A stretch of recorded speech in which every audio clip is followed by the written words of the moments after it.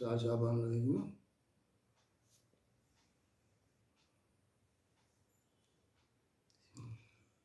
بسم اللہ الرحمن الرحیم۔ آج آقا ابوالفضل عباس علیہ السلام کی آمد ہے، جس کی مبارکباد ہم تمام مومنین کی خدمت میں پیش کرتے ہیں اور خاص طور سے آل محمد کی خدمت میں پیش کرتے ہیں۔ ابوالفضل عباس کی ذات وہ ذات ہے کہ جسے مولائے کائنات کی تمنا کہا جاتا ہے۔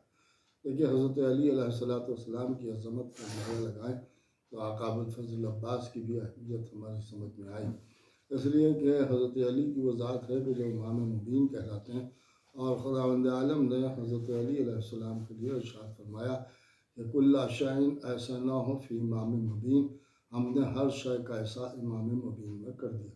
اس میں دو باتیں ہیں، ایک اللہ نے ایک ذات کو امام کہا ہے اور دوسری چیز کو اشیاء کہا ہے، اور یہ کہا ہے کہ ہم نے ہر شے کو امام میں جمع کر دیا۔ اس کا مطلب یہ ہے کہ جس کو جمع کیا اسے شے کہا، اور جس میں جمع کیا اسے امام کہا۔ اور آپ کو معلوم ہے کہ امامت کو ظرف بنایا گیا ہے اور شے کو مظروف بنایا گیا ہے۔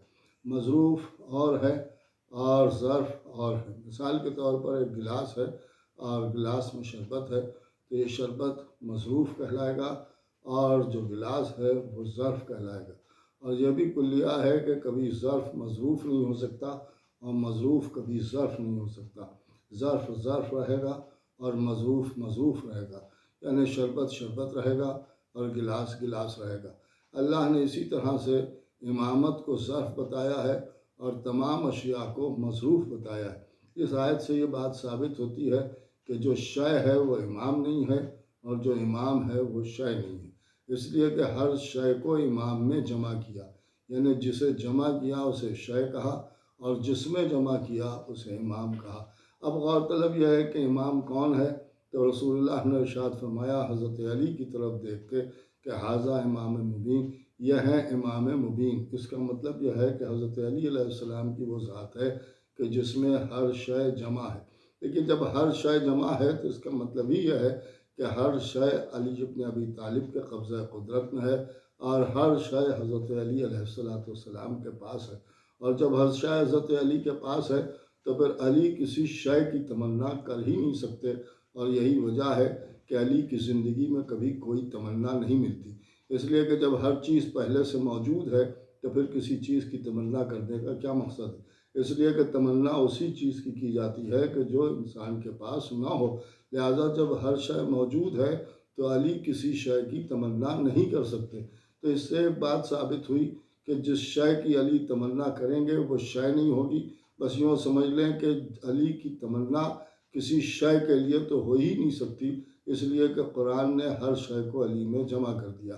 اب اگر علی کسی چیز کی تمنا کریں گے تو یہ ماننا پڑے گا کہ وہ شے نہیں ہو سکتی، لہٰذا یہ بات بھی اپنی جگہ پر بالکل ثابت ہو جاتی ہے کہ حضرت عباس کی تمنا کر کے مولائے کائنات نے یہ ثابت کر دیا کہ عباس کو شے نہ سمجھنا بلکہ لا شے ہے۔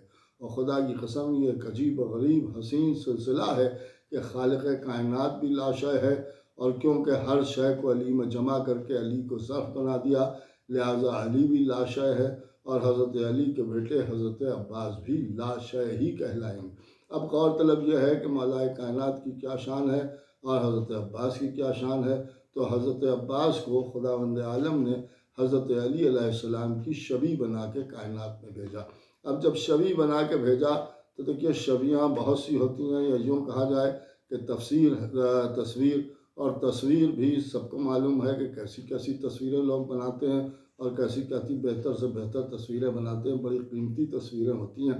لیکن ہر طرح کی تصویر آپ اپنے سامنے رکھیں، ایک تصویر وہ ہے کہ جو مصور بناتا ہے اور ایک تصویر وہ ہے جو مصور حقیقی نے بنائی ہے۔ جب مصور تصویر بناتا ہے تو سب کچھ عطا کر دیتا ہے اور اس کی تعریف اس شان سے دنیا کرتی ہے کہ ایسا محسوس ہوتا ہے کہ بول پڑے گی۔ بول پڑے گی کا مطلب یہ ہے کہ سب کچھ مل گیا لیکن لہجہ نہیں ملا۔ اس کا مطلب یہ ہے کہ کوئی نہ کوئی کمی ہر مصور کی تصویر میں رہ جاتی ہے، لیکن اللہ جب کسی کی تصویر بناتا ہے تو پھر اس شان سے بناتا ہے کہ اس میں کوئی کمی نظر نہ آئے۔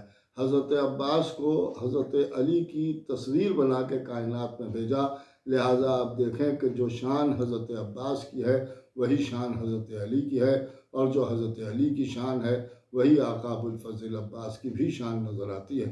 اس لیے کہ صفین کے میدان میں اگر حضرت عباس کے چہرے پر نقاب پڑی ہوئی ہے تو زمانہ دیکھ کے یہی کہتا ہوا بھاگتا ہے، لشکر یہی آواز دیتا ہے کہ علی آ گئے، علی آ گئے۔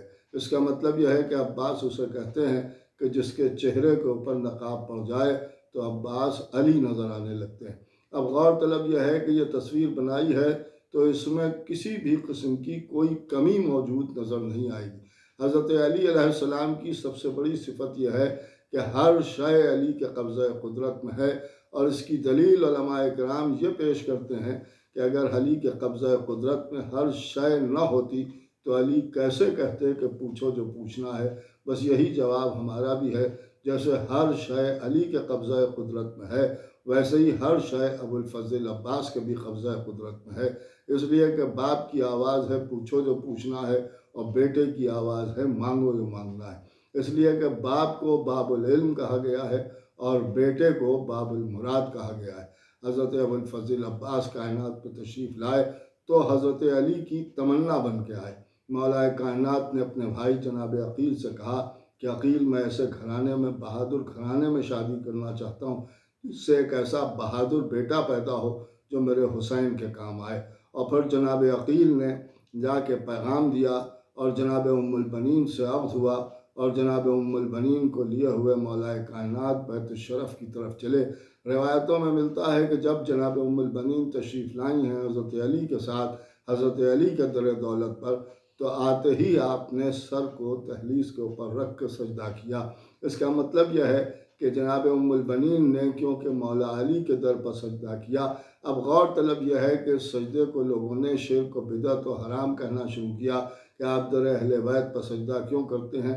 بھائی یہ تو سیرت ام البنین ہے، اس لیے کہ ام البنین سجدہ کر رہی ہیں اور اس وقت تین امام وہاں موجود ہیں، خود مولا کائنات بھی ہیں، امام حسن بھی ہیں، امام حسین بھی ہیں، اور کسی ایک امام نے بھی یہ نہیں کہا کہ سوائے اللہ کے یا سوائے مسجد کے یا سوائے خالق کے اور کہیں سجدہ نہیں کرنا چاہیے، لیکن جناب ام البنین نے سجدہ کیا، اور جب سجدہ کیا اور کسی امام نے نہیں ٹوکا تو ہمیں سمجھ میں تو یہی آتا ہے کہ یہ سجدہ تعظیمی ہے اور سیرت جناب ام البنین ہے کہ در اہل بیت کے اوپر آئے تو سجدہ کرتے ہوئے آؤ۔ بہرحال جناب ام البنین خانہ علی میں تشریف لائیں، اور اس کے بعد پھر علی کی تمنا حضرت عباس کی شکل میں پوری ہوئی، اور جب ابوالفضل عباس کائنات پر تشریف لائے تو ہمیں روایتوں میں ملتا ہے کہ جیسے ہی خبر مولا کائنات کو ملی تو مولا کائنات فوراً تشریف لائے اور حضرت عباس کو اپنی آغوش میں لیا، پیار کیا، اور اس کے بعد فوراً سر سجدہ خالق میں رکھا۔ دیکھیے بس ایک آخری بات آپ کے سامنے عرض کر دوں کہ ابوالفضل عباس اس ذات کا نام ہے کہ جب مولا کائنات کی آغوش میں آتا ہے تو علی جیسا امام بھی سر سجدہ خالق میں رکھ دیتا ہے۔